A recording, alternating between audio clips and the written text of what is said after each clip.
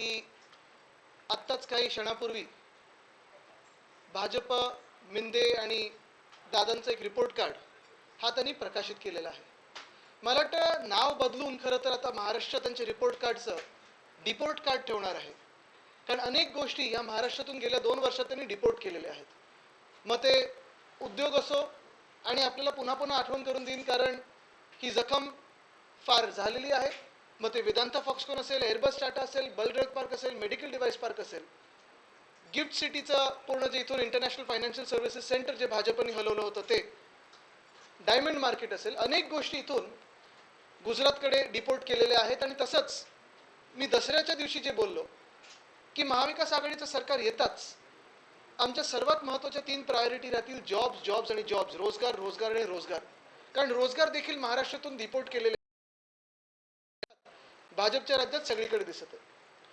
हे जरी असलं आणि डिपोर्ट कार्ड जरी आमचं तयार असलं भाजपसाठी आणि एकनाथ शिंदेसाठी, तरी आपल्या लक्षात आणि मुंबईच्या लक्षात, महाराष्ट्राच्या लक्षात एक गोष्ट आणून द्यायची आहे की काल आचारसंहिता लागली आणि आपल्याला आठवत असेल मी हे सांगितलं होतं की अदानी समूहाचे सगळे GR त्यांच्या फायद्याचे जोपर्यंत प्रकाशित होत नाहीत तोपर्यंत आचारसंहिता काही लागू होत नाही. काल आचारसंहिता लागायच्या आधी देवनारचा एक मोठा भूखंड अदानी समूहाला दिलेला आहे. आणि एकंदर जर आपण पाहिलं तर गेल्या 2-3 महिन्यांमध्ये, खास करून लोकसभेनंतर, जुलै असेल, ऑगस्ट असेल, सप्टेंबर असेल आणि आता ऑक्टोबर, आणि खास करून ऑक्टोबरच्या काही महत्त्वाच्या त्यांच्या मंत्रिमंडळाच्या ज्या बैठका होत्या, प्रत्येक बैठकीत त्यांनी काही ना काहीतरी असं दाखवलं की आम्ही जनतेला काहीतरी देतोय. मग लाडकी बहीणची स्कीम असेल, पहिले जे 15 लाखाबद्दल बोलत होते आता 1500 बद्दल बोलतायत. सरकार चुकून जर आलं तर 15 रुपये देतील अशी ती लाडकी बहीण योजना. आणि मग दुसरं म्हणजे काल परवाकडे आपल्याला आठवत असेल टोल, मुंबईचे जे 5 प्रवेशद्वार आहेत तिथे त्यांनी येणाऱ्या सगळ्या लाईट मोटर व्हेकलसाठी टोल माफ केलं. टोल होता किती? 45 रुपये, 50 रुपये. ठीक आहे, हे सगळं चांगलं आहे, लोकांना वाटत असेल की काहीतरी आपल्या हातात मिळतंय. पण ह्याच गोष्टींचा आडोसा घेऊन ज्या भयानक गोष्टी ह्या खोके सरकारने केलेल्या आहेत त्या विचार करण्यासारख्या आहेत. आणि नक्की महाराष्ट्राने याच्यावर मतदानाच्या दिवशी विचार करणं गरजेचंच आहे. पण हे मी आपल्या माध्यमातून जनतेसमोर नेत आहे कारण हे भयानक प्रकार मुंबई आणि महाराष्ट्र लुटण्याचा हा सुरू आहे. एकंदर जर आपण पाहिलं तर धारावी पुनर्विकास योजना जी आहे त्याच्याबद्दल आम्ही मित्रपक्ष सगळे आणि खास करून शिवसेना उद्धव बाळासाहेब ठाकरे हा पक्ष सतत बोलत आलो. मग धारावीत अनेक आम्ही मोर्चे घेतले आहेत, सभा घेतलेल्या आहेत, चौक सभा घेतलेल्या आहेत, बैठकी घेतल्या आहेत आणि मुंबईत देखील घेतलेल्या आहेत. आपल्या माध्यमातून अनेक भयंकर गोष्टी धारावी पुनर्विकास योजनेबद्दल येतच असतात. पण एकंदर जर आपण आज जर विचार केला आत्ताच्या घडीला आपण कुठे आहोत, कारण हे काय कॅबिनेटमध्ये तुम्हाला वाटतं की तुम्हाला काहीतरी दिलंय, पण तुम्हाला 50 रुपयाची सूट दिली असेल, पण 50,000 कोटी चा फायदा हा अदानी समूहाला त्याच वेळी दिलेला होता. आता तुम्ही बघा, धारावी एकंदर जर पाहायला गेलं तर 300 एकर मध्ये धारावी चे झोपडपट्टी आहे आणि ज्या काही मायक्रो इंडस्ट्रीज आहेत ते आहे. ते 300 एकर रिडेव्हलप करायला पूर्ण जो भूखंड धारावीमध्ये घेतला गेला आहे, मग टाटा पॉवर रिसिव्हिंग स्टेशन असेल, माहीम नेचर पार्क असेल, रेल्वेची जमीन असेल, एकत्र करून तो आहे 540 एकर. त्याच सोबत जेव्हा टेंडर झालं, सगळं काही झालं, एका अदानी समूहाला ते टेंडर मिळालं पुनर्विकासाचं, त्यानंतर ह्या सरकारने किंवा ह्या राजवटीने, एकनाथ शिंदेंनी काय काय त्यांना दिले ह्या मुंबईमध्ये, आणि ती फुकट सवलती तर वेगळ्या. म्हणजे सवलतीमध्ये काय, TDR 40% हे अदानी ठरवणार, मग FSI त्यांना जे ठरवायचे ते, स्टेअरकेस प्रीमियम माफ, हा प्रीमियम माफ, तो प्रीमियम माफ, हे तर दिलंच सगळ्या सवलती. पण जे मुंबईत भूखंड, तुमचे आमचे मुंबईची जमीन ही त्यांना फुकटात दिली आहे. ती अशी आहे, कुर्ल्यामध्ये 21 एकर, मुलुंड, भांडूप आणि कांजूरमार्ग जर एकत्र केलं तर 255 एकर, मडमध्ये 140 एकर, आणि परवाकडे जो दिलेला आहे भूखंड तो देवनारचा आहे, तो 124 एकर आहे. तसं पाहायला गेलं तर हे देखील 540 एकर होतं. म्हणजे 540 आणि 540 मुंबईत छोटे मोठे जर दिलेले प्लॉट अदानीला सोडले तर 1080 एकर फुकटात अदानी समूहाच्या घशात एकनाथ शिंदेनी टाकलेली आहे. हे कशासाठी होतं, हे कोणासाठी होतंय? कदाचित तुम्हाला आम्हाला वाटत असेल की चला मला 1500 रुपये मिळतात, चला मला 50 रुपयाची सूट मिळाली. पण हे सगळं होत असताना जर तुम्ही 1080 एकर फुकटात मुंबईचे अदानी समूहाला देताय तर नक्की हे कुठे नेऊन ठेवता तुम्ही महाराष्ट्र, आणि कुठच्या दिशेला मुंबई नेत आहात? म्हणजे मुंबई तुम्ही गुजरातला जोडू शकत नाही तेवढे वर्ष प्रयत्न करून, मुंबई तुम्ही जिंकू शकत नाहीत, मुंबईकराला तुम्ही विकत घेऊ शकत नाही, तर काय करायचं? जोर जबरदस्तीने दादागिरी करून मुंबईच्या जमिनी आहेत, मुंबईचे जे भूखंड आहेत, मुंबईच्या हक्काचे जे जल जंगल जमीन आहे ते देऊन टाकायचं अदानीला. कदाचित अरबी समुद्राचं नाव देखील अदानी समुद्र करून टाकतील हे पुढच्या सरकारमध्ये जर आलं तर, येत नाही. पण ह्याच्यात अजून एक गोष्ट महत्वाची आहे की देवनारचा जो भूखंड त्यांनी दिला 124 एकर, माहिती काढा आपण, राज्य सरकार आणि मुंबई महानगरपालिकेमध्ये अंतर्गत वाद आहे, तो कोर्टात पण गेला होता. कदाचित ह्या प्रशासकाने त्यांना कन्सेंट दिलं असेल, पण ह्याच भूखंडावर लेगसी वेस्ट आहे, डम्पिंग ग्राउंड आहे, त्याच्यानंतर तिथे वेस्ट टू एनर्जीचा प्लांट आमच्या सरकारच्या वेळी आणि ह्या सरकारच्या वेळी देखील त्याच्यावर चर्चा सुरू होती आणि मला वाटतं जाहीर पण केला होता. मग एकंदर वाद असताना, सबज्युडिस मॅटर असताना हे सगळं एवढी घाई करून तुम्ही अदानीच्या घशात का टाकताय? बरं, एवढं सगळं 540 आणि 540 एकर जर दिले तरी धारावीतल्या प्रत्येक व्यक्तीला घर मिळणार आहे का? तर तसं नाहीये. कारण जर तुम्ही टेंडर डॉक्युमेंट बघितलं तर त्याच्यात अपात्र लोक होणार आहेत. धारावीतले साधारणपणे 1.5 लाख परिवार धारावीमध्ये अपात्र ठरवली जाणार आहेत. त्यांना तुम्ही तिथून तर हकलवणारच, तुम्ही बाहेर तर काढणारच आहेत. म्हणजे 1.5 लाख परिवारांना तुम्ही धारावीत घरं देणार नाहीत. त्याचसोबत माझ्या मुंबईचे सॉल्ट पॅन्स तुम्ही घेणार, त्याचसोबत माझ्या मुंबईच्या जागा तुम्ही फुकटात घेणार, त्याचसोबत मुंबईत तुम्ही साधारणपणे जर आत्ता पाहिलं तर धारावीचं जर सोडलं आणि इतर हे जे 540 एकर मी बोलतोय त्याच्यात 7 लाख स्क्वेअर फूटचं कन्स्ट्रक्शन हे लोक करणार आहेत. 7 लाख स्क्वेअर फूट. आपल्याला मिळतात किती? 1500 रुपये महिलांना, 50 रुपयाची सूट टोलवर. म्हणजे एका बाजूला आपल्याला काहीतरी फसवायचं आणि दुसऱ्या बाजूला काम करायचं अदानीसाठी. म्हणजे तुम्ही बघा ना आता जे मुंबईत झालेलं आहे, मध्यंतरी माझ्या कानावर बातमी आली होती की उत्तर प्रदेशमध्ये काही ठिकाणी भाजपाने साईबाबांना विरोध केला होता, त्यांच्या मूर्त्या झाकल्या होत्या, कारण ते काय म्हणाले होते, सबका मालिक एक है. भाजपचा याला विरोध आहे, ते बोलतात सबका मालिक अदानी आहे. एकनाथ शिंदेचा याला विरोध आहे, ते म्हणतात सबका मालिक अदानी आहे. आणि ते करायला हे मागे लागले. तुम्ही विचार करा, साधारणपणे जर यांनी 7 लाख स्क्वेअर फूटचं कन्स्ट्रक्शन या मुंबईमध्ये केलं, धारावी सोडून, धारावीत वेगळं, तर कमीत कमी ह्या 7 लाख स्क्वेअर फूट मधून 1 लाख कोटी अदानी समूह कमवणार आहे. मी परत एकदा सांगतो, कोणीही मुंबईत कमवण्यात आम्हाला काही विरोध नाहीये. मुंबई ही स्वप्न नगरी आहे. मुंबईत अनेक युवा युवती प्रत्येक दिवशी येतात, रोजगारासाठी येतात, नोकऱ्यांसाठी येतात, स्वतःचं काहीतरी सुरू करण्यासाठी येतात. नक्की करावं, मुंबईत येऊन मोठं व्हावं, मुंबईत येऊन तुम्ही जगातले सर्वाधिक पैसे कमवणारे व्यक्ती बना, आम्हाला अभिमान असेल. पण मुंबई लुटून चालणार नाही. आणि म्हणून आम्ही निर्णय घेतलेला आहे, महाविकास आघाडी म्हणून आहे, शिवसेना उद्धव बाळासाहेब ठाकरे पक्ष म्हणून आहे, आणि उद्धव साहेबांचं देखील हीच भूमिका आहे की आमचं सरकार आल्यानंतर हे जे काही अतिरिक्त अदानी समूहाला दिलेलं आहे ते आम्ही रद्द करणार म्हणजे करणारच. आणि मुंबईची हक्काची जमीन, मुंबईच्या हक्काचा जो काही रेव्हेन्यू आहे तो दुसऱ्या कुठच्याही समूहाला देता कामा नाही आणि देणार नाही. हे सगळं रद्द करायला लागणार. ठीक आहे, तुम्हाला धारावीत जेवढं काही मिळालं आहे त्याच्यात कोणालाही अपात्र न करता तिथे तुम्ही बनवू शकत असाल तर आनंद आहे, तेवढं करा. टेंडरच्या बाहेर जर जात असाल, टेंडरमध्ये तुम्हाला जमत नसेल तर टेंडर रद्द झालं पाहिजे. आणि आमची तर मागणी आहे की एवढं सगळं करायच्या ऐवजी मग पीटीसी जो अदानी समूहाने बँड्रा रेक्लेमेशन इथे MSRDCचा प्लॉट घेतला, तिथे बांधा ना ट्रान्झिट कॅम्प. 28 एकरचा भूखंड आहे तो, बांधा तिथे ट्रान्झिट कॅम्प. पण कुठेतरी मुलुंडमध्ये स्थानिक आमदारांनी प्रॉमिस केलं होतं लोकसभेच्या वेळी की आम्ही तो रद्द करून घेऊ. लोकसभा होऊन 4 महिने झालेत, रद्द झालाय? नाही झालाय. कुर्ल्यामध्ये मदर डेअरीचा प्लॉट होता, तिकडच्या स्थानिक गद्दारांनी प्रॉमिस केलं होतं जनतेला की आम्ही रद्द करून देऊ, रद्द झालाय? नाही झालाय. उलट अजून भूखंड दिले गेले, देवनार असेल, मड आयलंड असेल, सगळीकडे असेल. मग ही लूट नक्की कोणासाठी चालली आहे, कशासाठी चालली आहे? आणि महाराष्ट्र जर असा अदानी समूहाच्या घशात घालायला लागलो तर आपल्याला कोणाला इथे राहायला जागा राहणार नाही. जे कोणी स्वतःला मुंबईकर समजतात, जे कोणी स्वाभिमानी मुंबईकर असतील, जे कोणी महाराष्ट्रात या देशाचे नागरिक म्हणून राहतात आणि या देशाचे टॅक्स भरतात, किंवा त्यांना वाटतं की या देशाची प्रगती झाली पाहिजे, त्यांनी देखील हा विचार केला पाहिजे की आज जसं महाराष्ट्राला लुटलं जात आहे, ह्याच्यात देशाची प्रगती आहे की अदानी समूहाची प्रगती.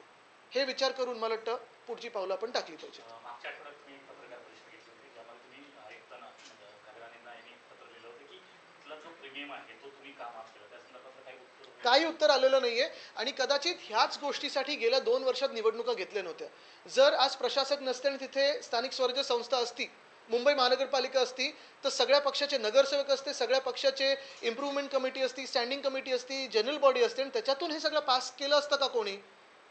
तर म्हणूनच तर प्रशासक आणलेत. ती पत्र पण येतं माझ्याकडे सगळी.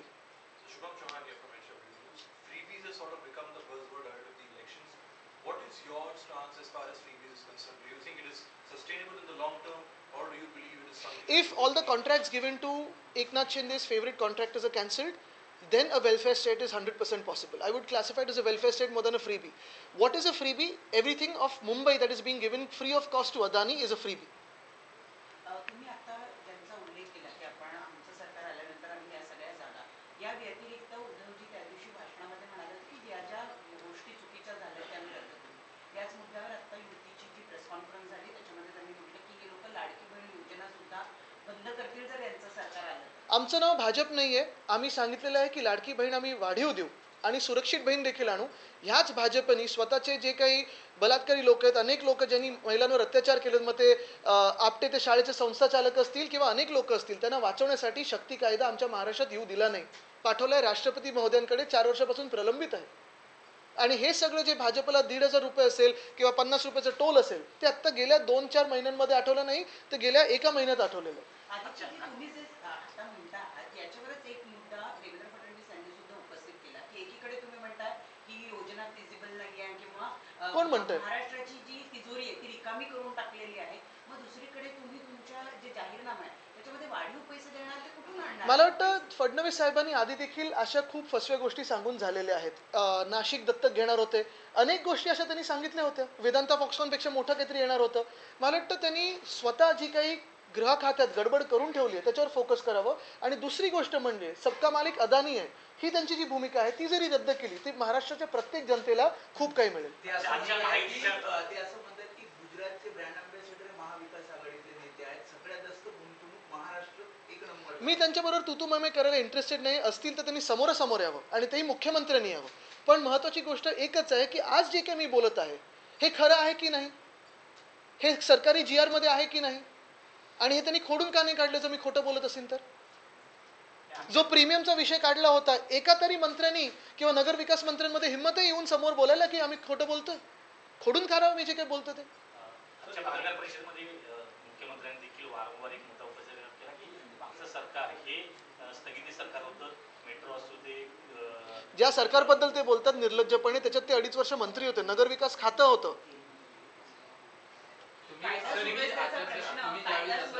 भाषणामध्ये पण म्हटलं होतं अदानी समूहाला जेवढं मुंबईमधून देता येईल तेवढं दिलं जाईल आणि त्यानंतर आचारसंहिता लागू होईल. आता आचारसंहिता लागू झाली, तुम्हाला वाटतं अदानी समूहाला सर्व काही आता देऊन झालं? हे तर दिलेलंच आहे सगळं काही. 7 लाख स्क्वेअर फूटचं कन्स्ट्रक्शन, 1 लाख कोटी ह्याच्यातून कमवतील, धारावीतून वेगळं. आमची तर मागणी आहे की PTC ह्या बँड्रा रेक्लेमेशनच्या प्लॉटवर व्हावी.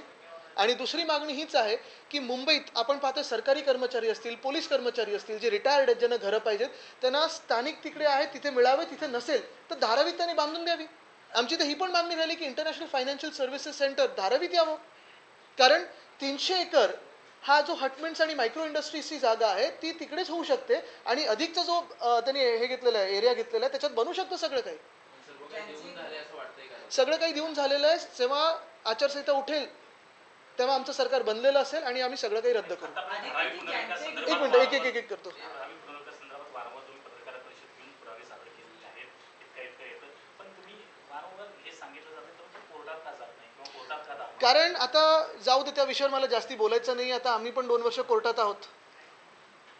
काल आचारसंहिता लागलेली आहे. आदित्यजी, ज्यांचे स्वतःचे गृहमंत्री एका उद्योगपतीच्या घराच्या बाहेर जिलेटिनच्या कांड्या ठेवण्याच्या प्रकरणामध्ये जेलमध्ये गेले, त्यांनी कायदा सुव्यवस्थेचा प्रश्न आम्हाला सांगू नये. मला वाटतं मी जसं सांगितलं ना, त्यांच्या तुतुमेमेला मी आज इथे बसलोच नाहीये. त्यांचं डिपोर्ट कार्ड हे रेडी आहे. मुख्य गोष्ट हीच आहे की आज जे मी काही बोलत आहे अदानी समूहाबद्दल ते फार महत्त्वाचं. आणि तुम्हाला हे परत एकदा सांगतो मी, येत्या 20 दिवसामध्ये जेव्हा निवडणुका आहेत तेव्हा प्रत्येक गोष्टींवर हे वाद करण्याचा प्रयत्न करणार. जातीमध्ये असेल, धर्मामध्ये असेल, जिल्ह्यामध्ये असेल किंवा हाऊसिंग सोसायटीमध्ये पण वाद निर्माण करण्याचा प्रयत्न करतील. कारण भाजपची पॉलिसी आहे डिवाइड अँड रूल. आणि एकदा ते झालं की सगळं जे काही जल, जंगल, जमीन, समुद्र पण हे अदानीच्या घशात घालतील. आदित्यजी, आज रिपोर्ट कार्ड पेश किया है महायुति ने और अपने काम गिनाए हैं और उसी आधार पर जनता से वोट मांगे हैं, क्या?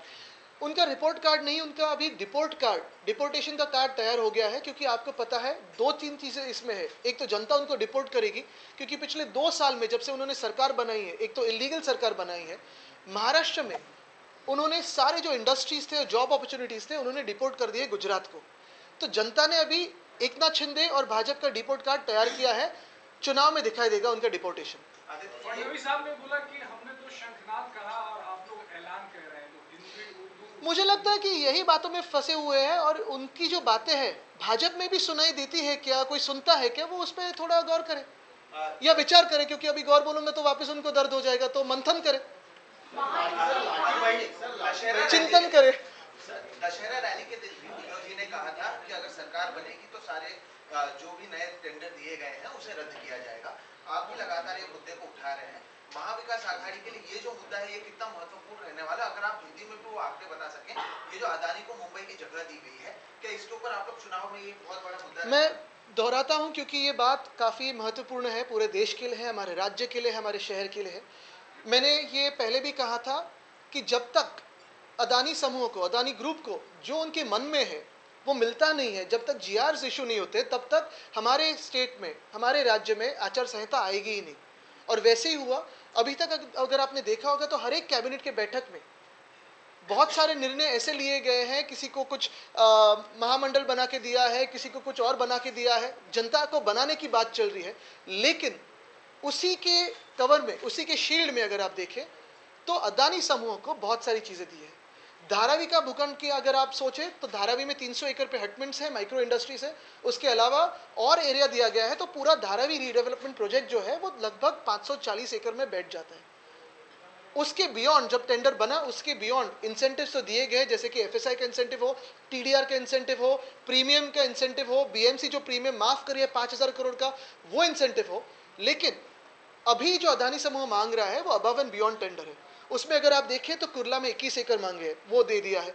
मुलुंड हो, भांडुप हो, कांजूर हो, उसमें 255 एकड़ मांगे हैं, वो दे दिया है। मड आइलैंड में 140 एकड़ दे दिया है। देवनार में 124 एकड़ जो सबजुडिस है, जो मामला कलेक्टर और बीएमसी का डिस्प्यूट है, वो भी बिना पूछे दे दिया है। यानी अगर आप देखें तो इसमें भाजपा हो, एकनाथ शिंदे हो, उनकी भूमिका एक ही है, सबका मालिक अदानी। साईं बाबा कहते थे सबका मालिक एक है, वैसे ही बीजेपी और एकनाथ शिंदे जो कभी कभी साईं बाबा का विरोध करते हैं, किसी राज्य में विरोध किया है भाजपा ने, उन्होंने कहा है कि सबका मालिक अदानी है। धारावी के 540 एकड़ और ये जो अन्य मुंबई के 540 एकड़ अगर आप एक साथ करें तो 1080 एकड़, इतनी सारी जगह फ्री ऑफ कॉस्ट अदानी को दे दी है। क्यों? ताकि धारावी में रीडेवलपमेंट हो, और उसी धारावी में लगभग 1.5 लाख फैमिलीज को ये इनएलिजिबल ठहराएंगे, उनको घर नहीं देंगे, उनको बाहर किसी दूसरे, एक तो हाउसिंग में जाओ या फिर हम जो बना रहे हैं वहाँ रेंटल पे आओ या फिर वहाँ कंस्ट्रक्शन कॉस्ट पे खरीदो। अच्छा, बात ये होती है कि 540 एकड़ जो धारावी की सेवा दिए हैं, अलग दिए हैं, उस 540 एकड़ में लगभग 7 लाख स्क्वायर फुट इतना कंस्ट्रक्शन हो सकता है, और उसी से 1 लाख करोड़ तक ये पैसे कमा सकते हैं। कोई पैसे कमाए, कोई बड़ा हो जाए, कोई दुनिया में सबसे अमीर बन जाए, कोई कुछ भी तरक्की करे, कोई हमें दिक्कत नहीं है, लेकिन मुंबई को लूट के नहीं होना चाहिए, और इसे हमारा विरोध है। हम यही बात कहना चाहते हैं कि जब हमारी सरकार बनेगी 1 महीने में, तो ये सारे जो incentives above end beyond tender है वो तो हम कैंसिल करेंगे। आरटीआय में ये पता चला कॉन्ट्रॅक्ट रद्द करायचं बोलतोय आपण, पण मात्र ज्यांना कॉन्ट्रॅक्ट दिले त्यांना 10% रक्कम देखील दिली जाते। ज्यावेळी रस्ते कॉन्क्रिटीकरणाचा ज्यावेळी आपण ॲडव्हान्स मोबिलायझेशन, आपल्याला आठवत असेल मी जो 16,000 कोटीचं टेंडर बद्दल बोललो, त्यांना कोर्टात एमएमआरडीला मान्य करायला लागलं आणि 20 दिवसाचे 60 दिवस करायला लागले। दुसरा कॉन्ट्रॅक्ट जो दिलाय त्यांनी सेंट लुशिया मधली बँक आहे, जरा माहिती काढा त्या बँकला आरबीआयची मान्यता प्राप्त आहे का? पण हे आपले जनतेचे पैसे भलत्या बँकेच्या गॅरंटीवर त्यांनी देऊन ठेवलेत। हेच मी सांगतोय की आमचं सरकार आल्यानंतर एमएमआरडी असो, बीएमसी असो, पीएमआरडी असो, नाशिक असो, नागपूर असो, सगळीकडे आम्ही सखोल चौकशी करू आणि जो कोणी दोषी असेल त्याला आम्ही आठ टाकू।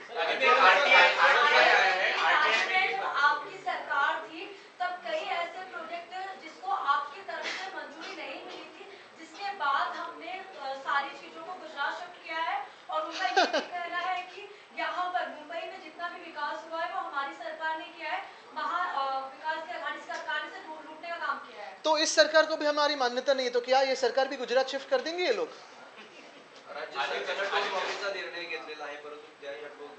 माहिती येते अजून माहिती येते, ते पण आपण एक्सपोज करू। जिसमें ये पता चला है कि लाड़की बहन योजना के लिए महाराष्ट्र सरकार ने 200 करोड़ से ज्यादा का खर्चा किया है। इसको पब्लिसिटी और बिल्कुल, अगर यही पैसा बचाते और लाड़की बहन को देते तो बढ़त तो उसमें हो जाती थी। वो महाझूठी है, महायुति नहीं है। लाड़की बहन और मुंबई में जो टोल माफ किया गया है, इसका जवाब आप लोगों के पास नहीं है, इस वजह से आप लोगों पे हमला। और हमारे पास हम तो ये बहुत ही लाजवाब काम करते आए हैं, क्योंकि ये इसका जवाब किसके पास है फिर? अदानी का जो घोटाला हुआ है, मुंबई की जो लूट हुई है, महाराष्ट्र की जो लूट हुई है, उसका जवाब किसके पास है?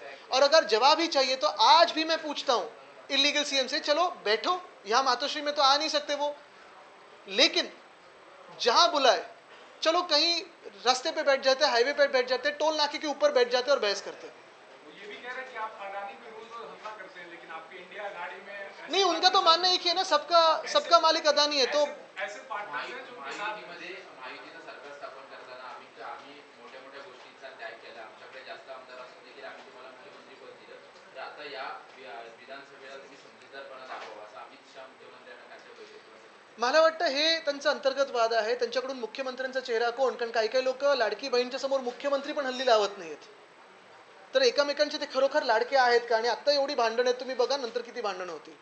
ठीक आहे, मला वाटतं एक महत्त्वाचं परत एकदा मी सगळ्यांना हेच सांगतो की आपण पण हे जी काही लूट होते मुंबईची, त्रयस्थपणे विचार करावा, अभ्यास करावा, आणि खरोखर मुंबईकर म्हणून तुम्हाला, महाराष्ट्र म्हणून जे काही होतंय, या देशाचे नागरिक म्हणून तुम्हाला जे काही होतंय ते पटतंय का, ह्याच्यावर आपण विचार करावा. धन्यवाद. शेवटचा प्रश्न, तुम्ही हा जो अदानीचा मुद्दा घेतलेला आहे त्याच्या जर विरुद्ध बघितलं तर वर्सेस बघितलं तर देश लाडकी बहीण किंवा टोल मुक्त मुंबई आणि असे भरपूर पॉप्युलर मूव्ज आहेत, तर तुम्हाला काय वाटतं की किती रेझोनेट होईल? कारण मला वाटतं आपल्याला माहिती आहे टोलचा तर आता मागे निर्णय होणारच, आम्ही रद्द करणार म्हणजे फिरवणार नाही, जसं आहे तसं आहे, बरोबर आहे. पण दुसरी गोष्ट, लाडकी बहीणला आम्ही वाढीव देऊ, जो खर्च यांनी सगळा ॲडव्हर्टाईजमध्ये केला आहे, स्वतःचा चेहरा सगळीकडे पेश करण्यात केलेला आहे, तिथून असेल, ह्यांचे लाडकी कॉन्ट्रॅक्टर्स आहे, तिथून पैसा वळवता येईल.